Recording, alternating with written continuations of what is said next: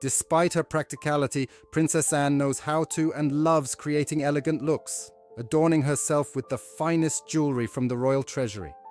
Today I will tell you about the pieces of jewelry the Queen's daughter is rarely seen without. Princess Anne has a reputation for being serious, unpretentious, practical, and easygoing. One might think Her Highness is most devoted to horseback riding, to which she has dedicated much of her life, including representing her country at the Olympic Games. However, this does not mean she cannot look glamorous and elegant when she chooses to. In fact, throughout her life, the only daughter of Queen Elizabeth II has showcased several iconic jewelry moments, opting for stunning tiaras and luxurious necklaces from Her Majesty's treasure trove. This is not to mention the two dazzling engagement rings of the princess. Nevertheless, Princess Anne possesses an impressive collection of jewels, and I will share with you some of her finest pieces. Let's begin with the sapphire necklace of Empress Maria Feodorovna. The sapphire necklace, consisting of 4 rows of pearls interspersed with 20 diamond bars and featuring an angular sapphire and diamond clasp which can be separated into 2 bracelets, was created by Empress Maria Feodorovna of Russia. She was depicted wearing this necklace along with her sisters in the 1890s, and it was one of the few jewels she managed to escape Russia with. She owned it until her death in 1928, when Queen Mary purchased the sapphire necklace from her daughters for £6,000 and wore it a couple of times in the 1930s. After Queen Mary's death in 1953, the sapphire necklace of Empress Maria Feodorovna was inherited by the Queen and was worn only a few times in the 1950s, both as a necklace and as bracelets. The Queen did not continue to wear the necklace, and thus the sapphire necklace of Empress Maria Feodorovna was gifted to Princess Anne in the early 1970s, and it has since been worn frequently at numerous significant events. Another sapphire piece in Princess Anne's collection is a brooch. Princess Anne's sapphire brooch, featuring a large sapphire encircled by 12 sizable diamonds, is a smaller replica of Prince Albert's sapphire brooch. It may be one of the similar brooches commissioned by Prince Albert for his daughters, or another sapphire brooch gifted to Queen Victoria by Prince Albert in 1845. Little is known about the brooch before Princess Anne began wearing it in the 1980s. It is believed to have been a present from the Queen and the Duke of Edinburgh for her 30th birthday. Princess Anne has worn her sapphire brooch at numerous day and evening events, including her 50th birthday, often pairing it with another significant royal relic, the sapphire necklace of Empress Maria Feodorovna, and she continues to wear it to this day. Another notable brooch is named the De Beers brooch. In December 1971, during a visit to their London headquarters, Princess Anne received a unique gift of coloured diamonds, or fancy diamonds, from De Beers, which she incorporated into a diamond brooch. This brooch was notably worn at a film premiere in 1973 and frequently during the 1970s, both traditionally and on a velvet choker, as seen at the Royal Agricultural Winter Fair in 1974. The De Beers diamond brooch has been a regular accessory for Princess Anne over the years, seen at both daytime events and lavish evening receptions, with a recent appearance at the Easter service at Windsor Castle last year. Let's move on to the next piece of jewellery, and this time it's a necklace. In 1893, Princess Mary of Teck received a pair of pearl and diamond bracelets in a lattice design, which could be worn together as a necklace. These bracelets were a wedding gift from the Lord Mayor and the City of London to commemorate her marriage to the future George V. The necklace was a favourite throughout her life, often worn with incredible tiaras, and it is one of the rare pieces of jewellery that were never altered and stayed with her until her death in 1953. Queen Mary's necklace was inherited by Queen Elizabeth II, and since she does not wear it, it remained unworn until 2001, when Princess Anne wore the City of London necklace to the annual Festival of Trees Gala at the Natural History Museum, which raises funds to help children. In 2005, at the same gala, she wore Queen Mary's City of London necklace again, and now we await its next appearance. Equally stunning is Princess Anne's ruby suite. Princess Anne's ruby suite, adorned with clusters of rubies set in gold and diamond settings, along with matching earrings, has an unknown origin, but is believed to have been a gift from King Fahd of Saudi Arabia. It was first worn for the banquet celebrating the return from Saudi Arabia at Claridge's Hotel in 1988. 2 years later, Princess Anne wore her Saudi ruby suite to the Dance of the Decades at Buckingham Palace, a ball celebrating a significant year of royal birthdays, including her 40th. However, it has not been seen for many years, but hopefully it will make a reappearance soon.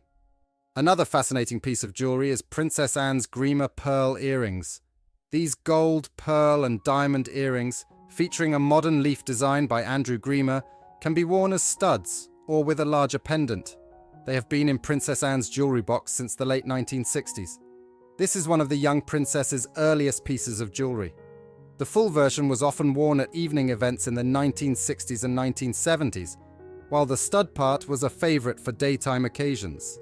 The Grima pearl earrings were most famously worn at Princess Anne's second wedding to Timothy Lawrence. Although the full version of the Grima pearl earrings has not been seen in public for decades, the stud part remains a favourite for Princess Anne's daytime events to this day. Princess Anne possesses a stunning brooch known as the Diamond Star. This large antique diamond star features 6 diamond points and 6 diamond claws. The brooch's origin is unknown and might be a family heirloom, acquired by the Queen and Duke of Edinburgh, the Prince of Wales, or the Queen Mother, and gifted to Princess Anne in early 1971. It first appeared in her famous portrait celebrating her 21st birthday. The brooch's style closely resembles the Jardine star brooch worn by the Queen, and similar pieces can be found in most royal collections. In the early 1970s, Princess Anne wore her diamond star brooch to numerous royal events. Unlike other brooches Princess Anne wears to daytime events, the large size of the star brooch means it is worn exclusively at evening functions, leading to its rarer appearances in recent years. However, one brooch has been a constant companion. One of Princess Anne's most beloved and iconic brooches is the racing horse brooch. This elegant piece has adorned Her Highness's outfits since the 1980s. The horse figurine, gleaming in noble gold, graces blouses and coats, jacket lapels, and of course, the silk ribbons of various hats of the classic fashionista. Anne prefers to add to her wardrobe and jewellery boxes with expensive items as infrequently as possible. Almost no Ascot races attended by the royal daughter are complete without another designer hat and the now famous golden horse brooch. When one of the ancient churches of East Sussex celebrated its 900th anniversary, Her Highness attended the ceremony. Our heroine has a particular love for symbolic brooches and jewellery created to commemorate significant dates and events. On this occasion, the distinguished lady commissioned jeweller Mike Shorer to design and create a unique brooch in honor of the event. The new piece of jewellery, although not appearing particularly romantic or delicate in my opinion, captivated with the sparkle of its unusual stones and the shine of aristocratic gold. What could be interesting about that? A rather plain brooch. However, the jeweller was not one to simply set ordinary stones in traditional metal. Imagine, dear readers, that Shorer went to St. Michael's Church and, to the astonishment of the parishioners, started hammering away at the building's ancient exterior. He chipped off some stone and incorporated the silicon and quartz into a commemorative brooch for Princess Anne. In the setting sparkles the royal lady's talisman stone, a gently green peridot. On the sides of the brooch, the master engraved 3 words symbolizing the church's profound essence: heritage, refuge, and hope. Thus, Princess Anne came to wear, in the literal sense, a piece of British history encased in stone. Another remarkable piece in the princess's collection is the Edwardian necklace that once belonged to Queen Alexandra. This necklace, crafted from a series of elegant diamond garlands and circles with a small diamond suspended from the central element, is set on a velvet band. Its origins remain a mystery, but it is believed that Queen Alexandra acquired it in the early 20th century, reflecting the style of that era. The necklace became particularly famous due to iconic photographs. In one, Queen Alexandra is captured wearing it on the Russian imperial yacht's flag during a regatta at Cowes in 1909 and later at the Royal Horticultural Society's spring exhibition in 1914. A few months after, it appeared in a portrait released for her 70th birthday. Following Queen Alexandra's death in 1925, the necklace remained unworn until 1971, when Princess Anne donned it for the presentation of the Cinema and Television Arts Society Award at the Royal Albert Hall. A few months later, the necklace made another appearance on Princess Anne at a gala dinner at the British ambassador's residence in Oslo during an official visit to Norway. This was a tribute to the Norwegian royal family, which traces its roots back to Queen Alexandra's daughter, Queen Maud of Norway. Later, Crown Princess Sonja was also seen wearing jewels from Queen Alexandra's collection. The last time the Edwardian necklace was worn was in 1973, when Princess Anne and Captain Mark Phillips attended an official dinner hosted by the Governor-General of Jamaica in Kingston during their honeymoon. Equally impressive is the Queen's Pakistan turquoise necklace. In 1966, during the official visit of President Ayub Khan of Pakistan to the United Kingdom, the Queen was presented with a two-strand necklace made of turquoise, pearls, and gold. This traditional South Asian piece, known as the Dalata Har, became a symbol of Pakistan's first visit to the UK after the country gained independence in 1947. The Queen often wore this necklace with the lover's knot tiara of Queen Mary, such as at a gala event during the president's visit. A few years later, the Queen shortened the necklace to a single strand, rearranged the pendants, and turned them into earrings with additional elements. In the early 1970s, the necklace and earrings were given to Princess Anne, who wore them frequently at various gala events throughout the decade. However, in recent years, the turquoise necklace has made fewer appearances, with the last notable occasion being at the Royal Ascot horse races in 2007. I have previously mentioned brooches, but I must highlight Princess Anne's diamond bow brooch. In 1973, when Princess Anne married Captain Mark Phillips, her elder brother, then Prince of Wales, gifted her this stunning diamond bow brooch with two diamond tassel pendants. Although Princess Anne did not wear the brooch for some time, it first appeared at a charity cabaret show at the Talk of the Town in London in 1976. In 1980, the brooch accompanied Princess Anne on a visit to Paris, and by the late 1980s, it had become part of her wedding ensemble. Over the years, Princess Anne continued to wear this brooch at various royal events. Recently, she even lent it to her daughter, Zara Tindall, who wore it at the coronation of King Charles III and Queen Camilla as a tribute to the king, who had acquired the brooch 50 years ago. Now, let's turn our attention to the magnificent tiaras that hold a prestigious place in the royal jewelry collection. Topping the list is the gorgeous Meander tiara. This exquisite Greek design, one of the most impressive, has a history starting with Princess Alice Battenberg and culminating in the treasury of the British royal family. This diamond tiara with ornamentation in the form of an antique meander was presented to Princess Alice of Greece in the early 20th century. Almost half a century later, she passed this tiara to her daughter-in-law, Elizabeth II. However, for the latter, this tiara seemed not luxurious and prestigious enough, so she never used it at official events. In 1970, Queen Elizabeth II gave this Greek tiara to her daughter, Princess Anne. Princess Anne fell in love with the meander and used it often both in her youth and in her more mature age. The last time she chose this tiara was to attend a state reception in 2018. Next on our list is the Gallo tiara by Cartier. This exquisite tiara is a band of 16 graduated curls set with 739 diamonds and 149 stud-shaped diamonds. Each curl is set with a graduated diamond, with a large diamond in the center. Made by the famous French jewelry house Cartier, this tiara was purchased by the then Duke of York in London in November 1936. At the time, the Duchess of York only had her turquoise parure, lotus flower tiara, and Strathmore rose tiara, which were wedding gifts. Her jewelry collection seemed relatively modest for the second-ranking lady in the kingdom, especially when compared to her relatives, the Duchess of Gloucester and the Duchess of Kent. The Duchess of York first appeared in her new Gallo tiara at a gala in November 1936, just days before the abdication of King Edward VIII, after which King George VI ascended the throne and his wife became Queen Elizabeth. After Queen Elizabeth II came to the throne, the Gallo tiara was used at several galas and for portraits in the late 1930s. It was then given as an 18th birthday present to her eldest daughter, Queen Elizabeth II, in 1944, but was never used publicly by her. However, it was often lent to her sister, Princess Margaret, from the 1940s to the 1960s. Princess Margaret returned the tiara to the Queen in the early 1960s when she acquired her own Baltimore tiara. A few years later, the Queen lent the Cartier Halo tiara to her only daughter, Princess Anne.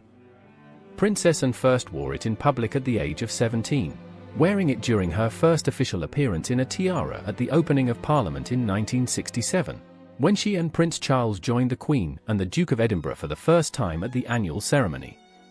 We saw the princess in a tiara at a Japanese state banquet at Buckingham Palace in 1971, during a British state visit to Thailand in 1972, and during a visit to the Netherlands in 1972. However, around the time the princess married Captain Mark Phillips in 1973, she received her Festoon tiara and the Queen Mother's Pine Blossom Aquamarine tiara, and therefore stopped wearing the Cartier Halo tiara. Let's move on to consider the Festoon tiara, which is the personal property of Princess Anne. This magnificent piece of jewelry was gifted to the princess in 1973, the same year she married Mark Phillips. Surprisingly, however, the tiara was not a wedding gift as one might assume. It was given by the Worldwide Shipping Group of Hong Kong as a thank you for Princess Anne christening one of their ships. The jewelry is truly magnificent. It consists of many rays stylized in the form of heraldic lilies. Between the large rays are small ones, which are miniature symbols of royalty. The base of the tiara is a wave, on the crests and in the hollows of which the rays are fixed. Every millimeter of the tiara is studded with diamonds of different sizes. It is not just a tiara, it is a real crown for a real British princess. Since that very year, Princess Anne has hardly changed her tiara. She often appeared in festoon jewelry at state banquets, combining it with her diamond garland necklace. A diamond brooch in the form of a bow was incredibly harmonious to such a duo. However, despite favoring this tiara, Princess Anne is not lacking in generosity. In 2008, she first lent her favorite piece to bride Autumn Kelly, who wore it at her wedding as a veil accessory. At her wedding to Anna's son Peter Phillips, Autumn sparkled and glittered. For a girl who married the grandson of the monarch, it was an exceptional choice, which once again confirmed the fine taste of the ladies of the royal family. Last, but certainly not least, the Aquamarine Pine Blossom tiara is inextricably linked to Queen Elizabeth's parents and was inherited by her only daughter, who cherishes this precious jewel. Princess Anne, Elizabeth's only daughter, has had access to the finest jewelry in the royal collection all her life, including tiaras from different eras. One of these, the Aquamarine Pine Blossom tiara, is in her permanent collection. The striking design of this tiara can evoke mixed feelings, reminiscent of the British Marmite paste advertising slogan, "You either love it or hate it." The tiara is currently owned by Princess Anne, however she rarely wears it. The history of this piece of jewelry began with the parents of the current monarch. King George VI commissioned Cartier to create a tiara for his wife, Queen Elizabeth, in the 1940s. Although Queen Elizabeth Beausoleil was photographed wearing the tiara several times, she rarely wore it and eventually gave the jewel to Princess Anne on her wedding day in 1973. Princess Anne accepted the gift with gratitude, however she slightly altered its design.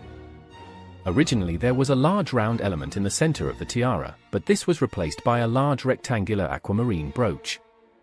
Pine cones, symbolizing fertility, are the central motif of this diamond and aquamarine tiara. Adorned with exquisite colored aquamarines and diamonds in the late Art Deco style, the tiara was designed and produced by Cartier especially for King George VI, who was preparing a gift for his wife, later known as the Queen Mother, for their 15th wedding anniversary. The monarch placed the order in 1938, paying £850, but the jewel was used rather infrequently. Originally, the centerpiece of the tiara was a pine flower, but after Anne redesigned the jewel to make it easier to wear, an emerald-cut aquamarine replaced the flower in the center. Although this tiara is not considered the most valuable piece in the royal collection, which includes dozens of different tiaras and bandeaus, it is still a significant element. Her Majesty has quite a few pieces of jewellery in Her Majesty's collection that have undergone alterations, including tiaras created from elements of other tiaras, such as the fringe, tiara, and a piece of jewellery from Nizam Hyderabad. Which of Princess Anne's favourite princess and tiaras did you like the most? Share your impressions in the comments. And don't forget to write about jewellery you'd like to know more about. I bid you farewell, wishing you all the best. Also, I ask you to subscribe to the channel, put a like under this video. Thanks to you we try to make better content.